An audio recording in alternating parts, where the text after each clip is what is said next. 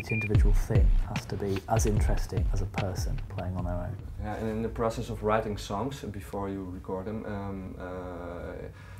do you also come both with some ideas, or do you have maybe always have your laptop with you to produce some songs, or how can we see that? Yeah, we were writing techno on the train yesterday. Yeah, okay. Like we're always kind of like like the laptop is a great kind of scratch pad for putting down for ideas and stuff like that, and things always change in the studio. Like nothing ever gets finished on the laptop. We always kind of end up putting it onto the analog machines and like recording it properly. And in doing so, it changes, and I think it makes it a lot better. But you can't take massive. Well, we do. I suppose we do take analogs, but you can't take them on the train. Anyway. They won't work on the train, which is a shame.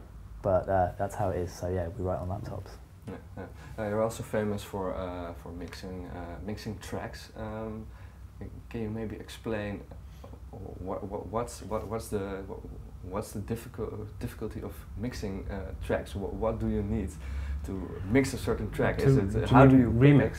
To remix. How do you pick a track and you know how to mix the track? We haven't actually done a remix for probably over a year, but we're about to start getting into it again, and I think really for us making a remix is pretty similar to how we make one of our own tunes. Instead of starting from an idea off one of our laptops, for instance, we'll start with an idea out of someone else's tune, and so really we need to hear a tune and think maybe we could present that vocal in a different way, or maybe there's a good chord sequence we could use, or there has to be an element in there that we feel we can start one of our own tracks from. But yeah, like it probably takes about the same amount of time as it does to make one of our own tunes. So from now on, we really need to kind of want to remix a song to actually take that time away, because that time is precious.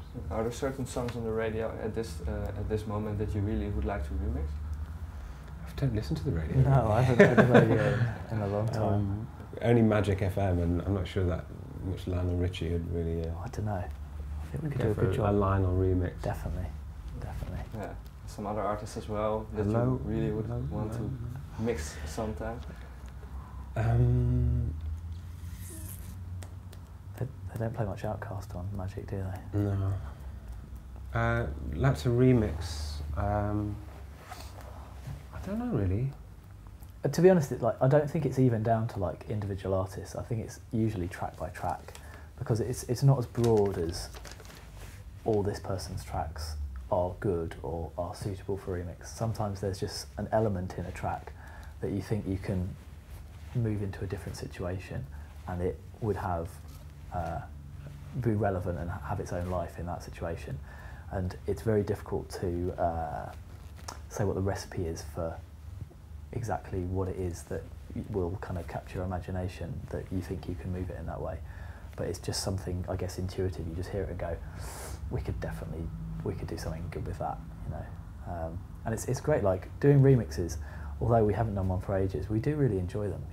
It's great. You kind of there's something immediate to start from, and although it does end up usually taking us as long as it does to make up one of our own tunes, it's fun. Yeah, it's really good. Yeah, most people would say a remixing is just stealing someone else's idea and give it a twist, or. So I think occasionally, I don't think it is for us. To be honest, most of our remixes I sort of treat as our own songs. Like we're pretty brutal with a remix. We'll take one or two, usually quite small elements of it, and then completely rebuild a track around it. But that's kind of what we ask for when we get people to remix us as well. I don't want to hear exactly the same track, like ever so slightly rebalanced. I want to hear someone go in and be disrespectful. Do their own thing with it. Like a cover that sounds exactly the same as the original is also pretty boring. Exactly. Yeah.